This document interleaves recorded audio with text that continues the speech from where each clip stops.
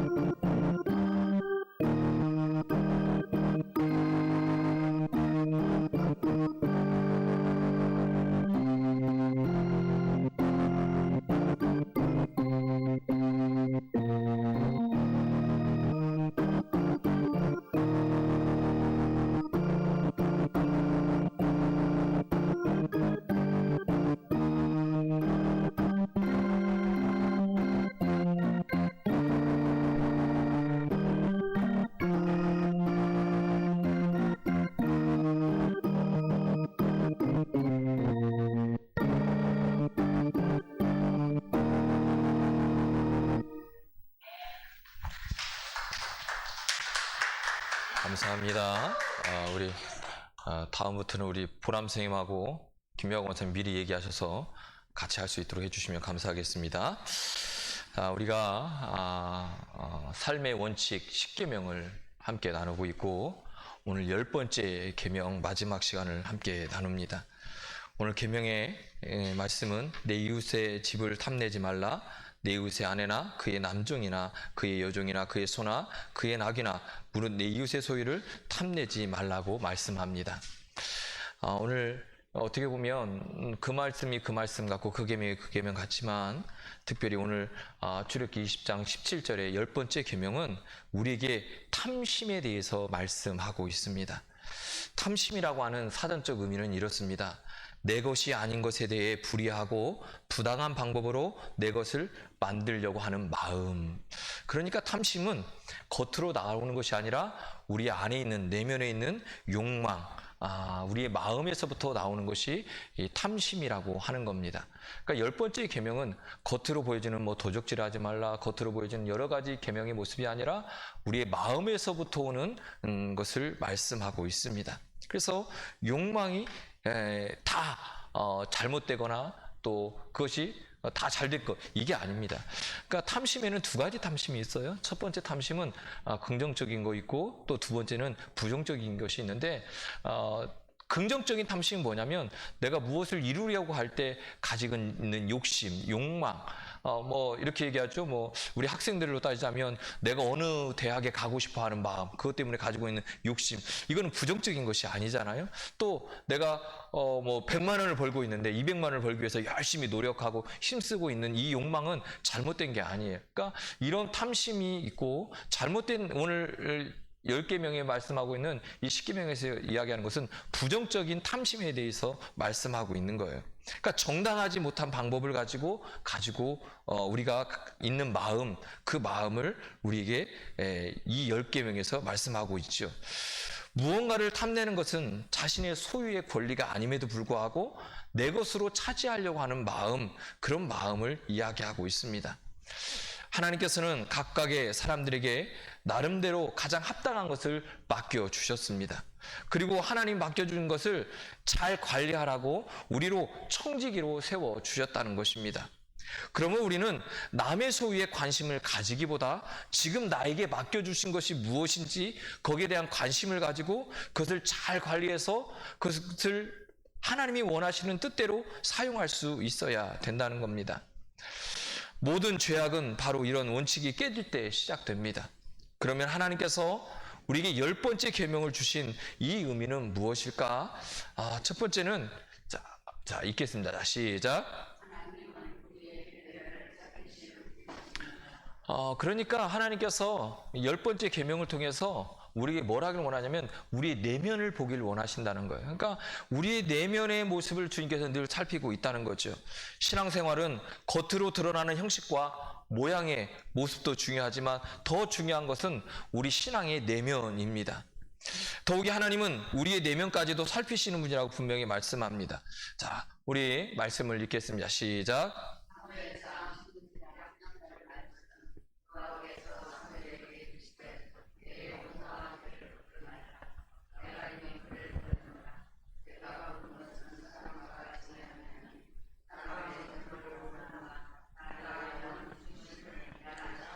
아멘. 그러니까 하나님이 다윗을 세울 때, 이스라엘 왕으로 세울 때 사무엘에게 이 얘기를 하시거든요. 이 말씀을 하시거든요. 그런데 사무엘이 이 말을 들었음에도 불구하고 사무엘은 가서 어떻게 하죠? 장자부터 오는 거예요. 여전히 가지고 있는 고정관념과 여전히 가지고 있는 세상적인 관점으로 생각하고 있다는 거예요. 사무엘조차도. 그래서 하나님께서 사무엘에게 그 말씀하시는 거예요. 얘들아, 사무엘아, 내가 왕을 세울 건데 외모 보지 않겠다. 내면의 모습을 보겠다. 그래서 다윗이 세워지는 거 아니에요? 오늘 저나 여러분에게도 말씀하고 있어요. 우리의 내면을 하나님은 보시겠다는 거예요. 외모의 어떤 모습, 어떤 잘남, 어떤 잘생김, 훤칠한 키, 이런 모습을 보겠다고 말씀하는 게 아니고 우리의 내면을 살펴보시겠다라고 말씀하고 있어요. 보이지 않는 마음의 생각을 제한하는 것은 훨씬 더 어려운 문제입니다. 얼마든지 감출 수 있고 속일 수 있기 때문에 그렇습니다. 사람의 눈은 속일 수 있지만 만물을 지으신 하나님의 눈은 속일 수가 없습니다. 그래서 하나님은 우리의 내면을 보시겠다고 말씀하시고, 우리의 내면을 살피시는 하나님은 믿음이 없이는 이 일을 감당할 수 없다라고 말씀하고 있습니다. 이 계명, 10번째 계명을 통해 하나님께서 엄히 경고하시는 탐심은 곧 눈에 보이지 않는 마음의 영역이라는 것입니다. 그래서 탐심은 사람의 눈으로 확인할 수도 없고 죄로 여기지도 않지만 하나님은 분명히 이것을 죄로 여긴다라고 말씀하고 있어요. 자, 말씀을 하나 더 읽겠습니다. 시작.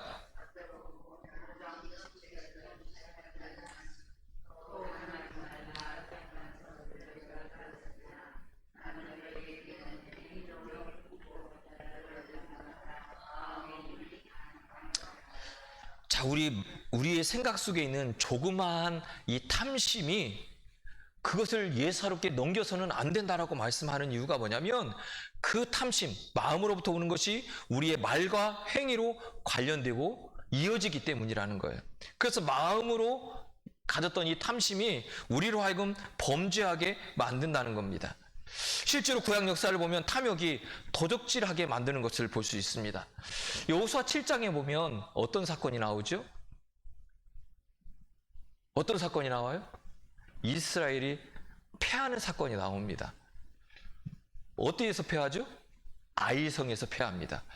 이스라엘 백성이요, 여리고의 기적을 맛봤어요. 그들이 전혀 감당할 수 없는 그런 성임에도 불구하고 하나님께서 기적을 행하셔서 여리고를 넘게 해요. 그런데 그 작은 성 아이성과의 전투에서 패합니다. 패한 이유가 뭐죠?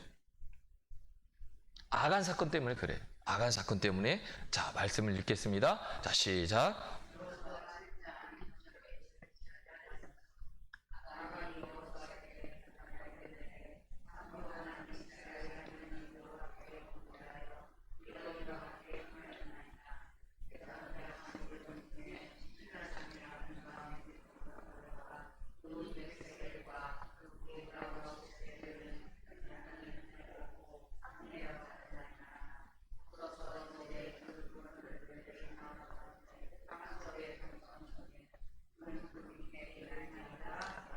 아멘.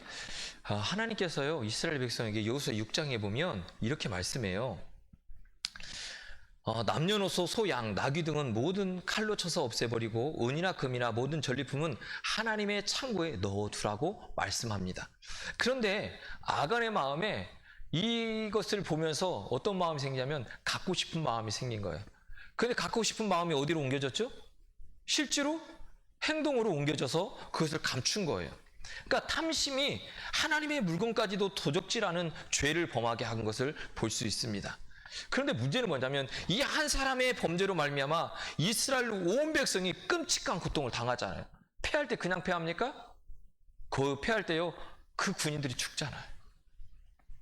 그래서 야고보서는 이렇게 이야기하죠. 읽어요. 시작.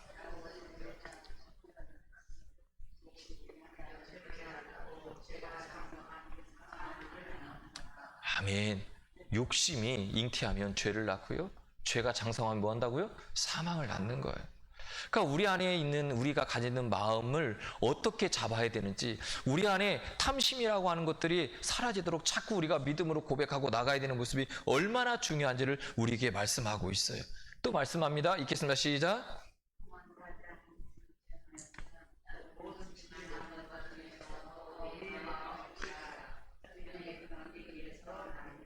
할렐루야. 모든 지킬 만한 것 중에 뭘 지키라고요? 마음을 지키라고. 마음을. 생명의 근원이 어디서 난다고요?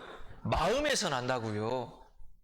산상수훈에서도 예수님이 뭐라고 하냐면 도적질하고 범죄한 그 손을요, 찍어버리라고까지 말씀하고 있어요. 그러니까 내 이웃의 집을 탐내지 말라고 하는 말씀을 통해서 우리가 어떤 마음으로 살아가야 하는지를 분명히 말씀하고 있어요. 우리의 마음을 감찰하시는 하나님을 늘 의식하면서 살아가라는 거예요. 매일 매 순간 하나님 앞에서 살고 있다고 하는 이 코람데오의 마음이 우리 안에 늘 있어야 된다고 말씀하고 있지요. 그러면 우리가 어떻게 이렇게 살아갈 수 있을까요? 자, 두 번째입니다. 읽겠습니다. 시작. 할렐루야. 우리 하여금 감사하면서 살기를 원하는 거예요. 그러니까 우리 안에 있는 이 탐심, 하나님 앞에서 코람데오 하기 위해서 우리에게 필요한 건 뭐냐면 감사하는 마음이에요. 감사하면 남의 것을 탐내지 않는다는 거예요. 왜? 나에게 있는 지금의 모습이 가장 좋은 것이니까. 하나님이 나에게 주신 것이 지금 나에게 가장 필요한 나의 분량대로 허락해 주신 것이니까 우리가 그것을 보면서 감사하면서 살아가야 된다는 거예요. 인생의 어떤 영역에서 이런 탐욕이 나오는 걸까요? 첫 번째는요, 가장 단순한 형태인 물질적인 것에서 나온 거예요. 돈이나 금으로 살 수 있는 것에서 이 탐욕이 나온다고 말씀하고 있습니다. 디모데전서 6장 10절은 이렇게 말씀해요. 이게 아니군요. 이렇게 말씀해요. 돈을 사랑함이 일만 악의 뿌리다라고 하는 거예요. 그러니까 우리가 살아가면서 우리 인생에 늘 고민거리고 늘 관심사가 어디에 있다는 거예요? 물질에 있다는 거예요. 물질에, 돈에 있다는 거예요. 그래서 이것이 우리로 하여금 자본주의에 눌려 살게 하고요. 자본주의를 통해서 욕심을 가지고 내가 가질 수 없는 것까지 욕심내면서 그것을 통해서 우리가 자유롭지 못하는 삶을 살게 한다는 거죠. 자, 두 번째는 뭐냐면 명예욕에 대한 탐욕이에요. 명예욕. 그래서 우리는요, 이 명예욕을 통해서 잘못된 삶을 살아갈 때가 많아요. 제자들은 어땠어요? 제자들도 예수님을 따랐어요. 그런데 제자들 가운데도 뭐가 있어요? 명예욕이 있어요. 그래서 주님이 그날이 되면 나를 우편에 좌편에. 부모님들고 그 제자들도 그것 때문에 싸우는 거예요. 그 얘기를 듣고 제자들이요, 질투하잖아요. 지가 뭔데? 왜 우편에 앉고 좌편에 앉아? 지가 뭔데? 우리는 자꾸 세상적인 관점으로 살아가다 보니 우리가 하나님이 하시고자 하는 일이 뭔지를 모르고 자꾸 명예욕에 사로잡혀 살아갈 때가 많아요. 그래서 이 명예욕에 대한 탐욕 때문에요, 질투하고요, 시기해요. 때로는요, 그것 때문에요, 그것을 차지하기 위해서 인격적인 살인까지 저지를 때가 얼마나 많은지 몰라요. 가인이 아벨을 죽이는 살인사건, 그것을 보세요. 그것은요, 어떻게 보면 그가 그렇게 할 수 없었다고 하는 명예욕 때문에 생긴 걸지도 몰라요. 또 세 번째는 인간에 대한 탐욕이에요. 소유하고 싶은 마음. 그것이요, 물질과 어떤 명예에 의해서 끝나는 것이 아니라 사람을 소유하고 싶어 하는 마음도 우리에게 있다는 거예요. 그래서 내 마음대로 안 되면 그 사람을요, 우리가 그냥 버려버리고 그냥 사회에서 매장시켜버리는 그런 모습을 우리는 가질 수도 있죠. 우리의 끝없는 탐욕을 버리고 하나님이 주신 은혜를 감사하고 나에게 주신 그 소유로 만족하며 살아가는 인생을 우리는 살기를 주님께서 원하고 있다는 거예요. 달란트 비유를 우리는 알고 있습니다. 달란트 비유에 한 달란트 받은 그 사람은요, 하나님을 바라보면서 하나님이 어떤 분인지 알기 때문에 감추었다고 얘기해요. 그러나 주님이 오셔서 뭐라고 하냐면 너는 나를 전혀 알지 못한다고 하는 거예요. 각자의 분량에 맞게 하나님께서 주신 건데 한 달란트 줬기 때문에 나에게 적게 줬다라고 불평과 원망이 나오니까 감사하지 못하니까 그것을 파묻어 버리는 거예요. 그래서 슬피 울고 쫓겨나는 일을 당하는 거예요. 오늘 저나 여러분에게 주신 달란트가 있어요. 오늘 나에게 주신 나의 환경 속에 이 베들교회 안에서도 또 순창 안에서도 우리가 살아가고 있지만 각자 모습이 환경이 달라요. 그러나 그 속에서 뭐 하기를 원하냐면 감사하기를 원하는 거예요. 감사할 때 우리 안에 있는 탐욕이 떠나가는 거예요. 나에게 주신 사명, 나에게 주신 달란트를 최선을 다해 달려가는 것입니다. 오늘 저나 여러분이 늘 하나님 주시는 감사한 가운데 살아가시기를 주의 이름 축복합니다. 자, 말씀을 읽겠습니다. 자, 시작.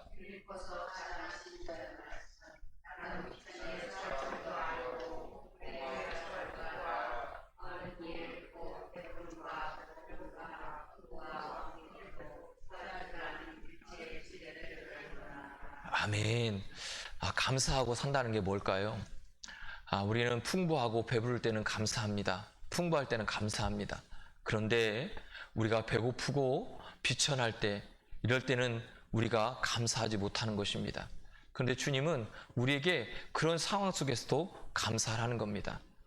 하나님 우리에게 이런 시기를 분명히 주실 것입니다. 때로는 배고픔도 줄 것이고, 때로는 궁핍함도 줄 것이고, 때로는 비천함도 우리에게 주실 것입니다. 그때 우리는 어떻게 해야 됩니까? 감사해야 된다는 거예요. 이 순간에 우리가 그 시험을 넘고 나면 그것이 더 이상 문제가 되지 않습니다. 저는 개척을 했습니다. 개척을 하고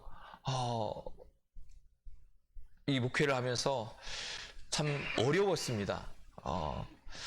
그런데 그 모든 과정 속에 하나님께서 목회자가 가져야 될 또 그리스도인이 가져야 될 과정들을 하나씩 하나씩 넘게 해주신 것을 경험하게 됐습니다. 때로는 2,000원이라고 하는 돈이 내 수중에 없어서 2,000원짜리 먹고 싶은 이 굴국밥 할인까지 하는데 그것을 먹을 수 없는 그런 상황도 처해 봤습니다. 그런데요, 어느 순간에 끝나고 나니까요, 더 이상 물질의 시험이 나에게 오지 않더라고요. 어떤 때는요, 더 많은 물질이 나에게 왔어요. 그런데 그 물질이 주님께서 말씀하는 거예요. 아니, 나는 지금 당장 필요한데 하나님이 그 물질을 나에게 주시면서 뭐라고 말씀하냐면 나에게 필요한 게 아니라는 거예요. 어떤 집사님, 그 권사님에게 필요하다라고 말씀하더라고요. 저는 봉투도 열어보지 않았습니다. 그리고 그분에게 전화했습니다. 권사님, 하나님이 권사님에게 더 필요하다고 말씀하시는 것 같습니다. 그리고 그분에게 드렸습니다. 근데 그분이 그 고백을 하더라고요. 우리의 삶 속에 많은 시험과 어려움들이 있을 겁니다. 비천함, 배고픔, 또 생각지도 못한 어려운 상황들이 우리에게 올 수 있습니다. 그런데 중요한 건 그 모든 것이 하나님께 감사하면서 살아가면 하나님의 뜻을 이루면서 살아갈 수 있다는 거예요. 우리에게 욕심은요, 그냥 해결되지 않습니다. 우리에게 진정한 행복은 그냥 해결되지 않습니다. 진정한 만족과 진정한 욕심의 해결책은요, 오직 주님께 있다는 거예요. 주님만 바라볼 때 우리는 진정한 만족함을 누릴 수 있는 것입니다. 자, 읽겠습니다.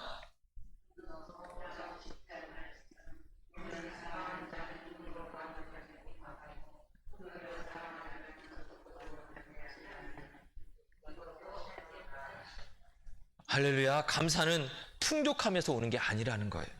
진짜 감사는 하나님에 대한 믿음에서 온다는 겁니다. 하나님이 위에서 허락하지 않으시면 아무것도 받을 수 없다고 하는 믿음이 있을 때 우리는 더욱더 겸손해질 수 있습니다. 돈을 사랑하면 일만하게 뿌리가 되지만 자족하는 마음이 있으면 경건에 큰 유익이 된다고 말씀하고 있습니다. 또 이렇게 말씀합니다. 자, 읽겠습니다. 시작.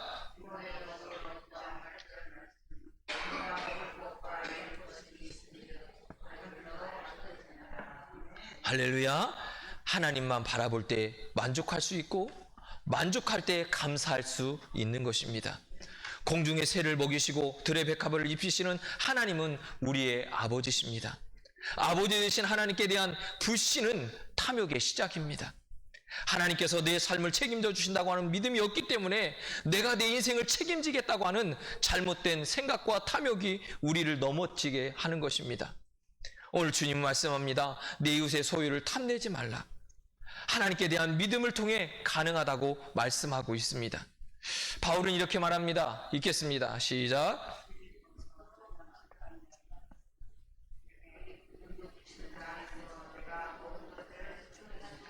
할렐루야. 정말 능력 주신 우리 하나님 안에서 우리가 다 할 수 있습니까? 이것을 시작하기 위해서 우리에게 필요한 것이 내게 주신 현재의 상황에 감사하고 만족할 때 이 은혜가 일어나는 것입니다. 주님은 그래서 우리에게 말씀합니다. 여호와는 나의 목자시니 내게 부족함이 없으리라. 정말 우리의 삶 속에 어떤 상황과 어떤 환경 속에 비천함과 배고픔 속에서도 나의 목자 되신 주님으로 인해 만족함을 누릴 수 있는 저나 여러분이 되기를 주의 이름으로 축복합니다. 그럴 때 우리는 이웃의 것을 탐내지 않을 수 있습니다. 우리 안에 있는 탐욕을 해결할 수 있습니다. 무엇인가를 소유하려고는 그걸 가지고는 만족함을 누릴 수가 없습니다. 소유를 통해서는 결코 탐심을 해결할 수 없습니다. 하나님이 주시는 것으로 만족하고 감사하는 마음만이 탐심을 해결할 수 있습니다. 더 나아가 우리에게 이웃에 대한 사랑과 관심을 요구하고 계십니다. 안목의 정욕으로 가득 찬 불순한 관심이 아니라 사랑 어린 시선으로 바라보고 비록 작을지라도 나누고 베푸는 긍휼의 마음을 가질 때 이웃의 소유에 대한 탐심은 자연스럽게 사라진다고 말씀하고 있습니다. 그러므로 오늘 저나 여러분이 내 안에 있는 탐심을 버리시기를 주의 이름으로 축복합니다. 감사하는 삶을 통해 진정한 행복을 누리시기를 주의 이름으로 축복합니다. 또한 하나님과의 올바른 관계와 하나님에 대한 올바른 믿음을 가지시고 오늘 10번째 계명은 이 계명을 통하여서 주님으로 인해 만족함으로 그분으로 인해 감사함으로 우리 안에 있는 탐심에 대한 자유함을 누릴 수 있는 저나 여러분이 되기를 주의 이름으로 축복합니다. 자, 우리 10계명을 함께 하겠습니다. 자, 1, 2,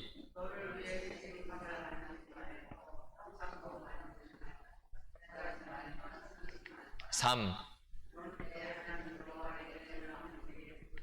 4, 5, 6, 7, 8, 9, 10. 아멘. 이 10가지 계명을 가지고 우리의 삶의 원칙으로 삼아서 늘 묵상하고 우리가 하나님이 기뻐하시는 귀한 삶으로 드릴 수 있기를 주님 축복합니다. 특별히 2024년 이제 마지막 주일입니다. 돌아오는 2025년도에는 우리가 더욱더 결단하고 십계명을 붙들고 씨름함으로 하나님 주신 놀라운 축복을 누릴 수 있는 저나 여러분이 되기를 주의 이름으로 축원합니다. 십계명 다 외우셨죠? 네? 저번 주 제가 숙제 냈는데 다 외우시라고 선물도 준비했다고.